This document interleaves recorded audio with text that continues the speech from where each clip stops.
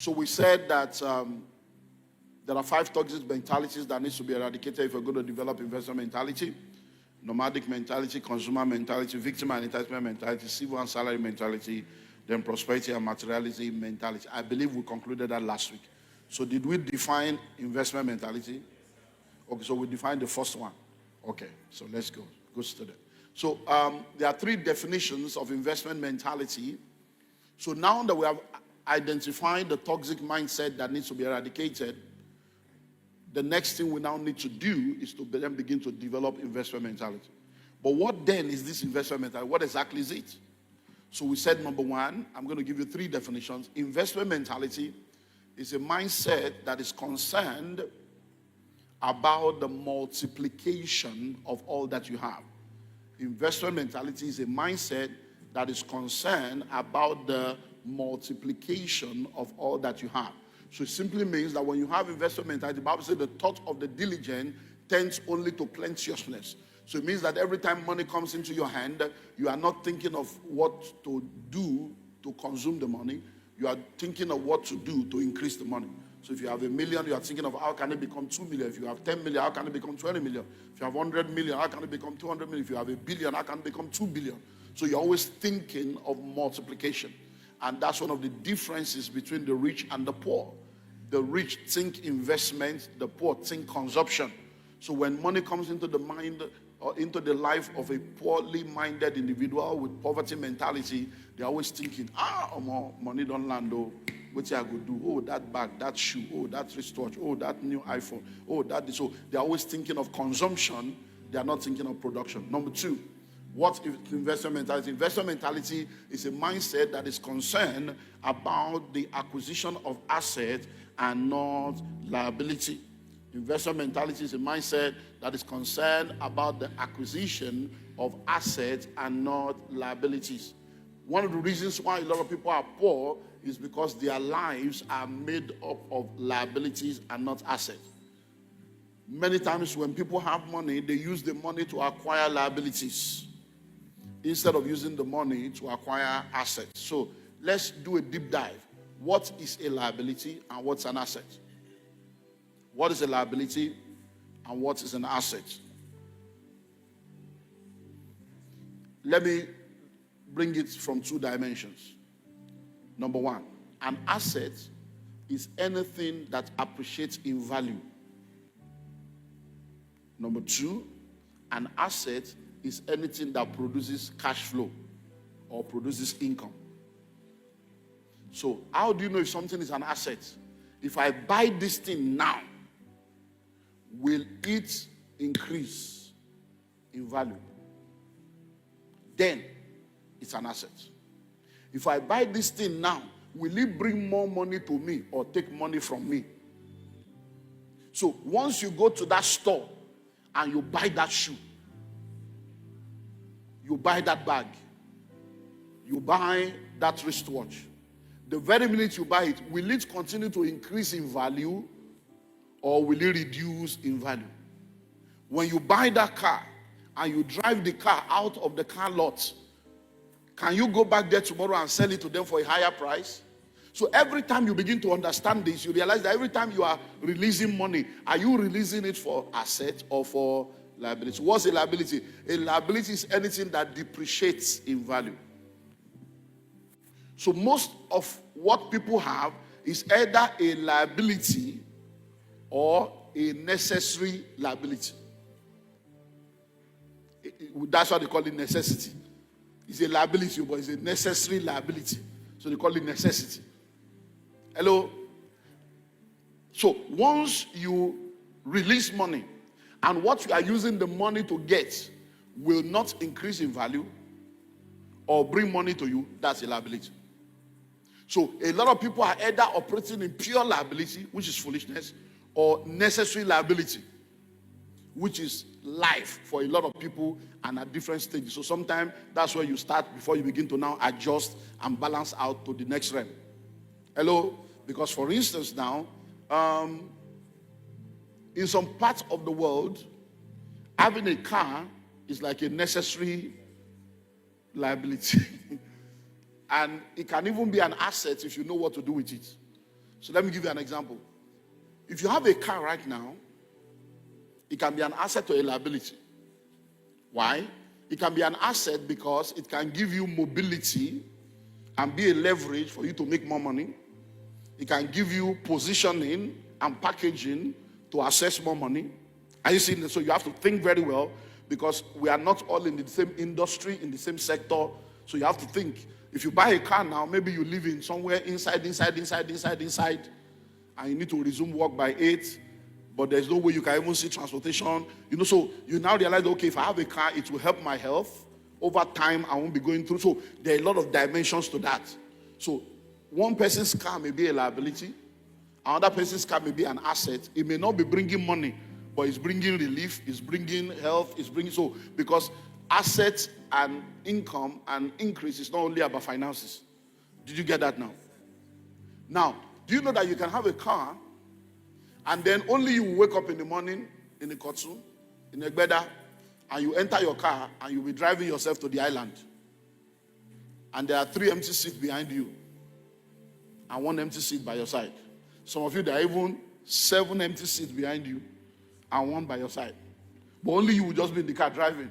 And you are praying, oh Lord, prosper me. And this salary is not enough. But there are seats that could have brought more money.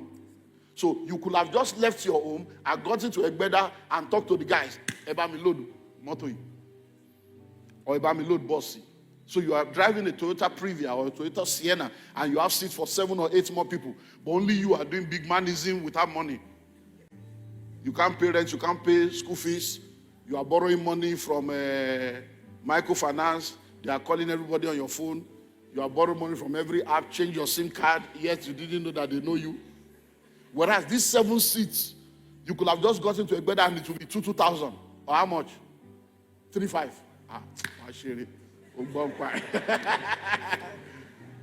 So from Egbeda 3,500 straight.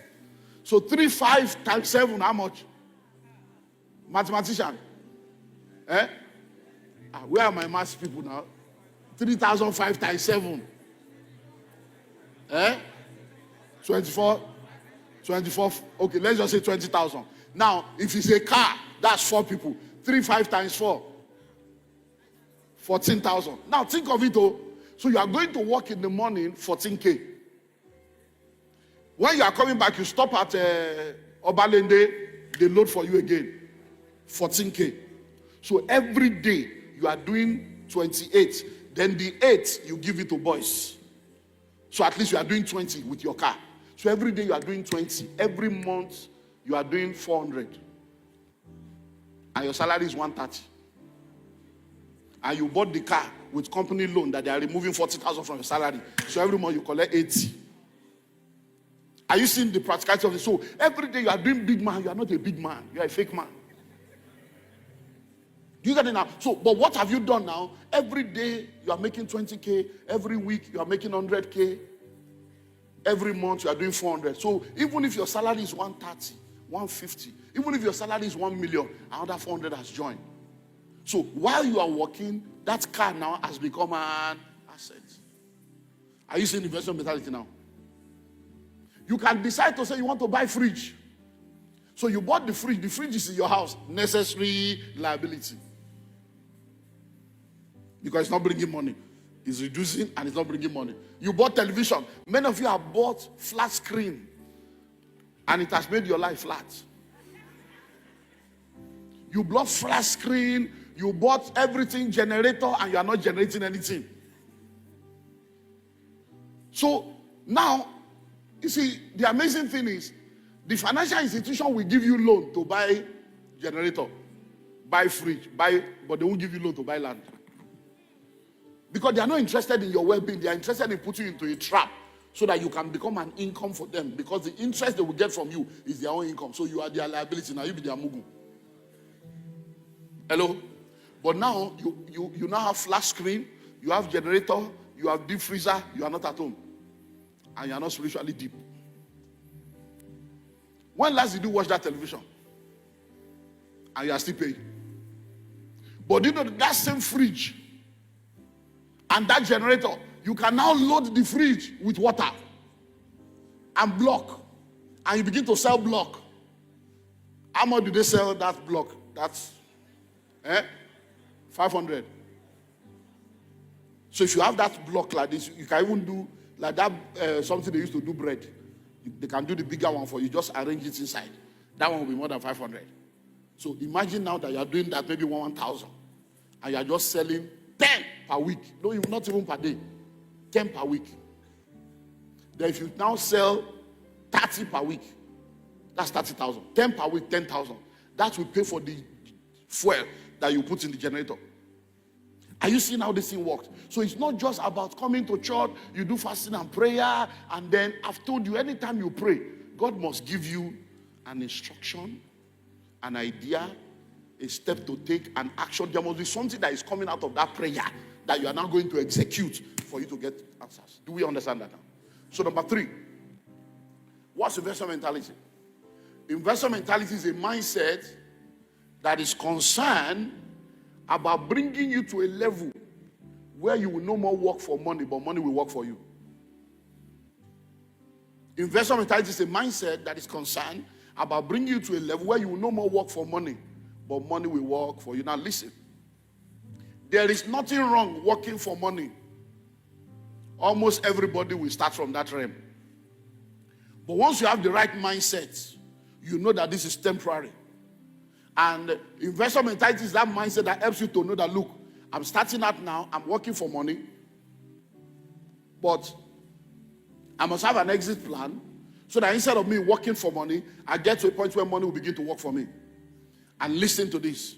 I do not believe that any individual should work for more than 10 years, maximum 15 years, before they enter into that realm.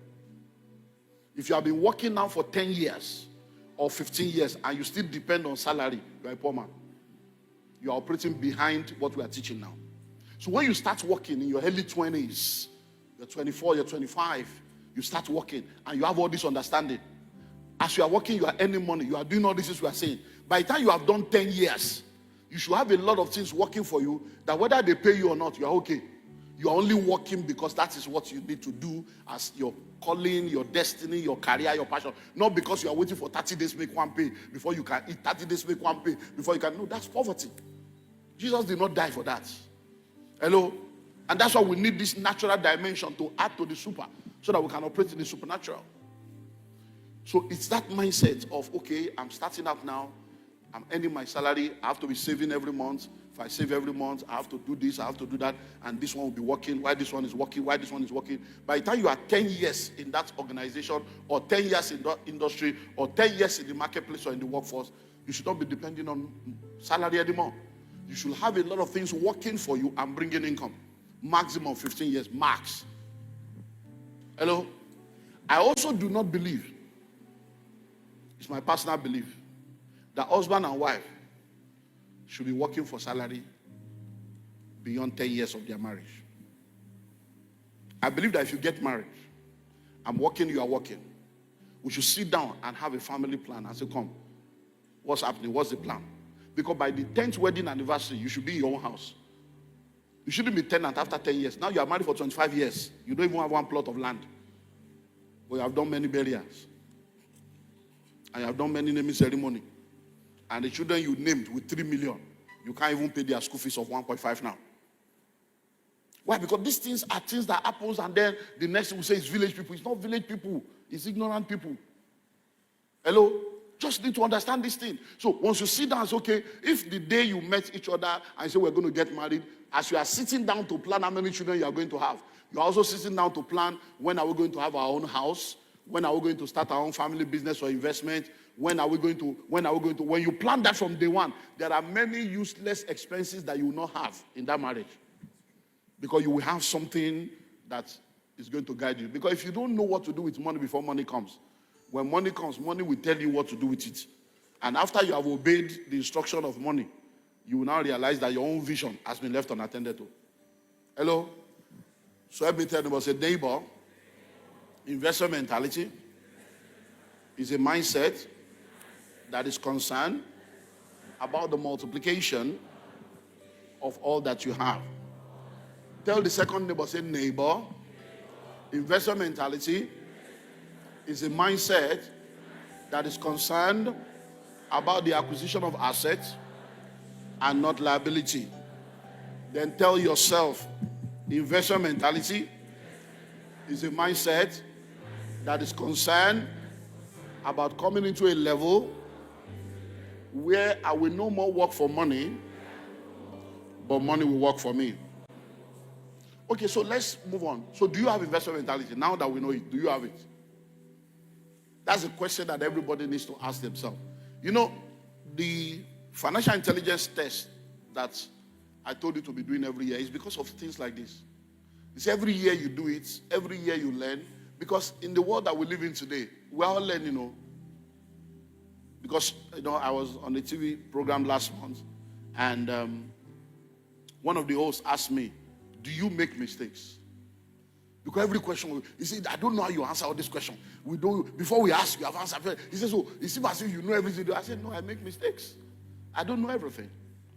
But the mistakes I make become the wisdom that I give.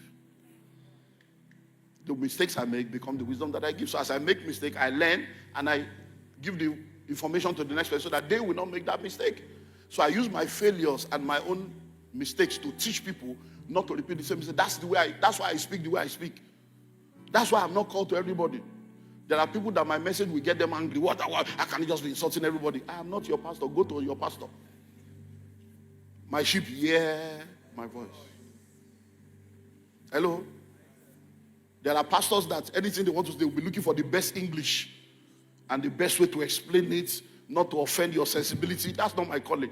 My calling is to offend your sensibility, get you angry with yourself, say, why am I this foolish? And then change. Hello? That's my calling.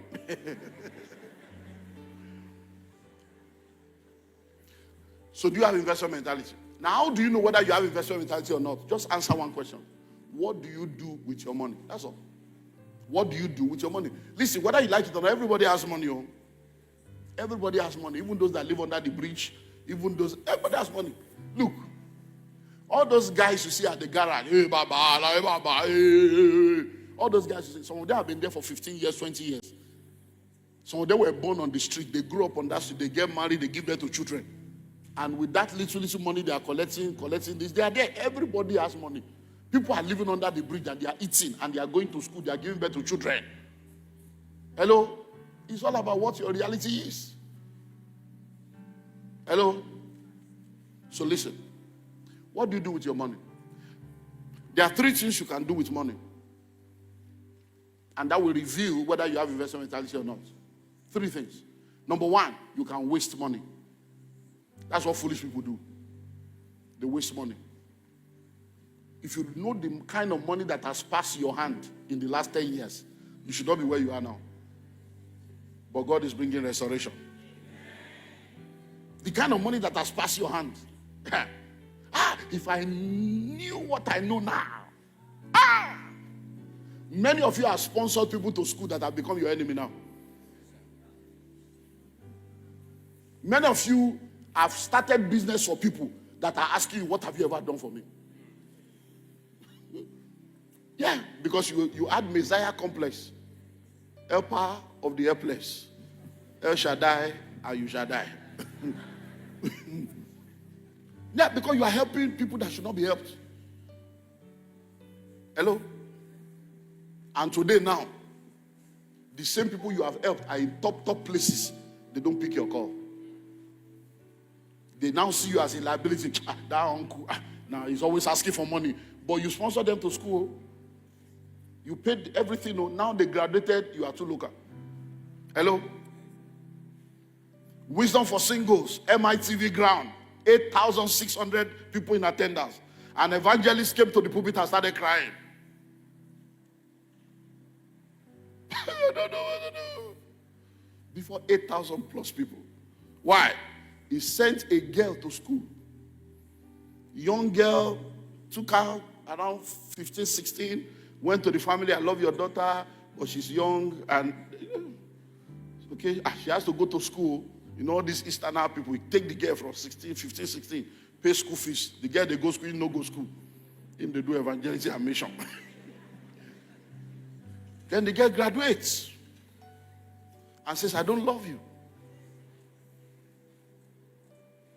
And they call the family meeting, and the family say, did we force you to pay our school fees? It's you that say you wanted to pay because you like, and the girl say, no, they do. We not go feel force her to marry you now. And then it came to a point, how much did you even spend? Calculate everything, and when she starts work, she will start paying you. No, you see. So some of the things you are calling goodness, you are a waster. You are wasting time, wasting energy, wasting emotion, wasting resources. Dynamite Forum, Calvary Bible Church headquarters in Dimo. A young boy stood up frustrated in this church. The fiancé, she is the woman that is her fiancé, he has sent the girl abroad 4 times.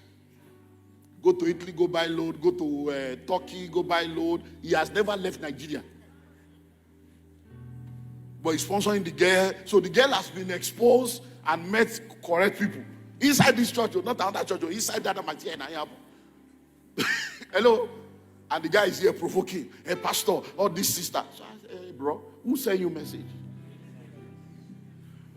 So many of the things you are doing, you are just a waster. Some of you have approval addiction. You are addicted to people liking you. You are addicted to people approving of your personality. So some of the things you do, even what you don't have, you give to people to make them believe you are a good person. But you are a foolish person. That is the rationale behind the man that does not pay his own children's school fees. But everybody outside, he has said to them. So when the wife goes to report, nobody will believe. Say, okay, forget it, that man is very nice. If you know what that man is doing, that woman is very nice.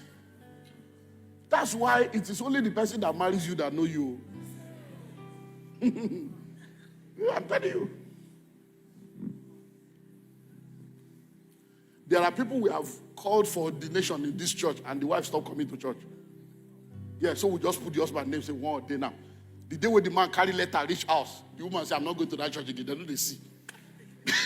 If they want ordain you mean say Pastor Lumi, they don't see, Pastor Abraham don't see, all of them don't see, they want ordain you. Me when they house with you, I know, say you know, serious. They want ordain you. Inside that say church, that our Calvary. I want to go church again. Hello? Sincerely. Hello? Waste. Number 2, spend. So when you are a waster, you are a foolish person. Average people spend money. Oh, Nino Lowo, money is for spending. Let us eat and drink for tomorrow. We die. Then the third one is what? Invest money. So foolish people waste money. Average people spend money.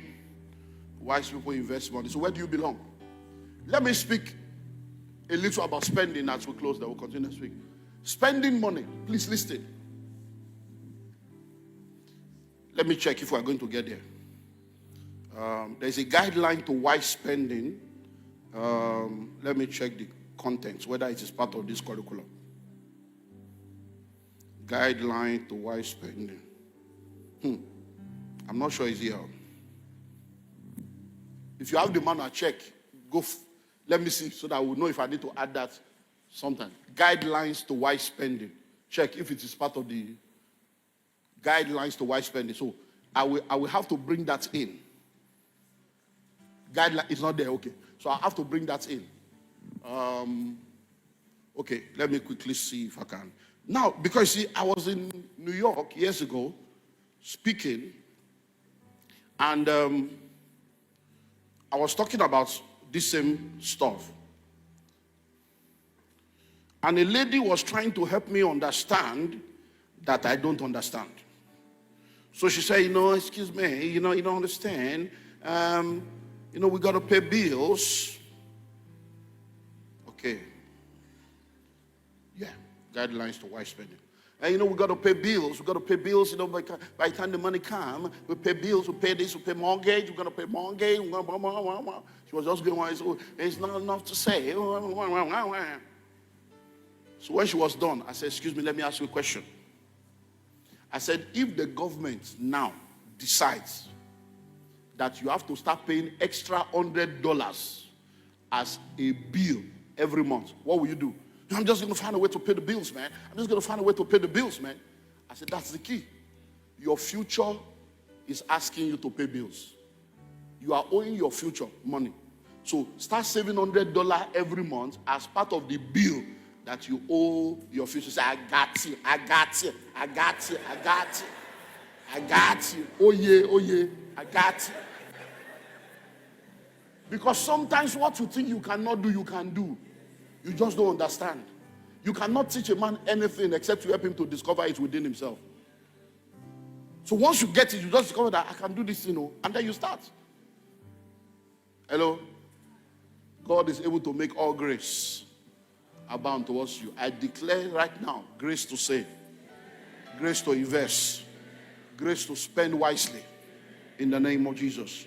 Now, since it's not part of the curriculum, what I'm going to do, I'm just going to say it so that it will be on record. So, I will not explain it. 15 guidelines to wise spending. So you get the tape, go to YouTube and get it. Number one is, do you really want it? Do you really want it? Because there's a difference between need, want, and luxury. Do you really want it? Or do you really need it? So is it a need or a want? Number two, is the price right? Sometimes when you compare prices, you do review, you realize that the price they are asking you is not worth it. Is the timing right? It may not be the right time. It may be what you need, but the timing may not be right for you to spend that money on that right now. That may not be the important thing now. Not that you don't want it, not that you can't afford it, but timing. Number four, is there a substitute for it? Because you want to buy, some of you are after name brand. You want to buy a brand name, but all of them are manufactured from the same company. And they just put the different company logo on top. So the engine is the same from the same China. But the body is what they are using to deceive you. And then they put one button here, put one, the lights will look like tiger. This one will look like lion. Say, another one I want. No, it's the same thing. Is there, number five, is there a major disadvantage? Have you checked the review? Have you checked whether there's a disadvantage? Because you are buying something that by the time you buy it, no second-hand value.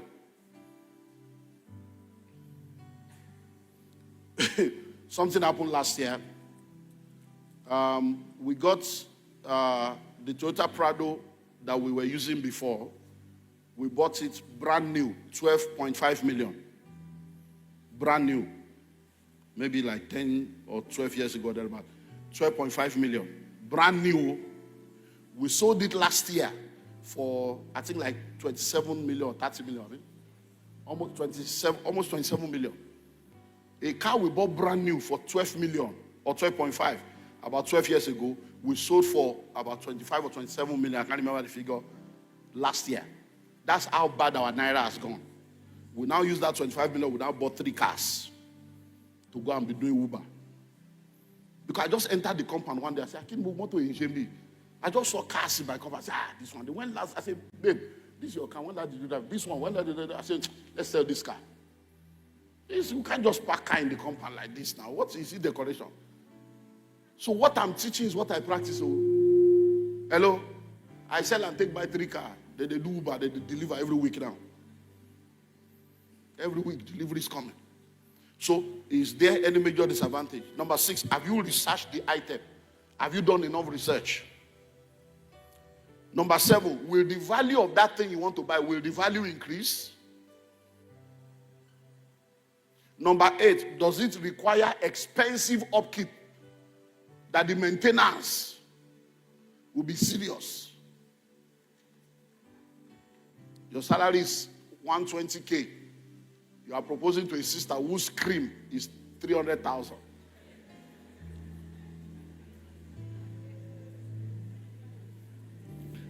Number 10. You are following. Okay. Number 9, have you compared prices with other ones? Number 10, is your spouse in agreement? Many of you that are married, those that are not married don't know that they can spend their money anywhere. When you marry, even what you want to do with your own money, you can't try it. You can't. So anything you want to do that your spouse is not in support, you better get the buy-in of your spouse. You don't want to buy something that will be causing you pain every week. That the enjoyment there will be sucked away. Hello? I'm telling you.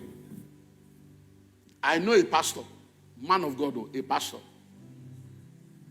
that collected his pension, put money together to go and buy a car. And the children's school fees was left unpaid. And the wife is the one paying school fees. Till today, this case has been on for almost 6 years. The wife never forget. The man is still suffering for that one decision. The wife says, "No car now. Manage the one you have. Our children are entering university. Let's you." The guy say, "Come. So it's your spouse, the support.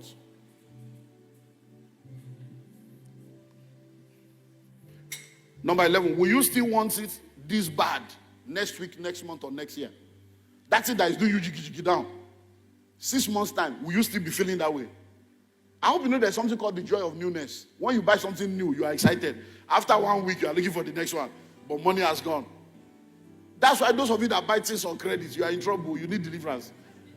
Because you have bought the scarce suits, 85,000, and you have paid 30, it remains 45. And you wore it to church one Sunday, only 6 people commented. And now, you bought it, you are still paying. Now, 3 months later, no brother has proposed. And you are still paying, and you are feeling bad. In fact, the bottle don't remove. You put that for dry cleaner, the thing don't shrink. Number 12. Will this purchase improve the quality of your life? Will it improve the quality of your life? So you are hungry, but wearing an expensive shoe that can pay rent. But you are hungry. Number 13, is it affordable within your present financial position? Within your present financial position, is it affordable? I want to fly business class. What's wrong with economy?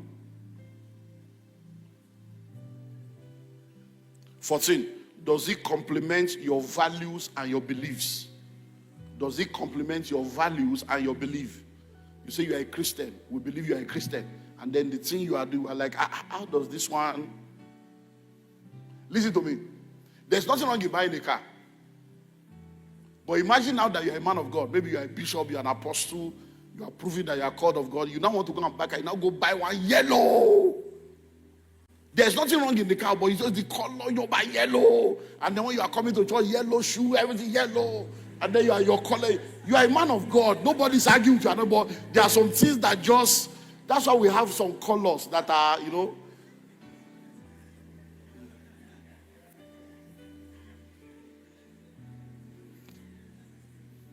Finally, will it help you achieve God's vision and purpose for your life? Will it help you achieve the vision and purpose of God for your life?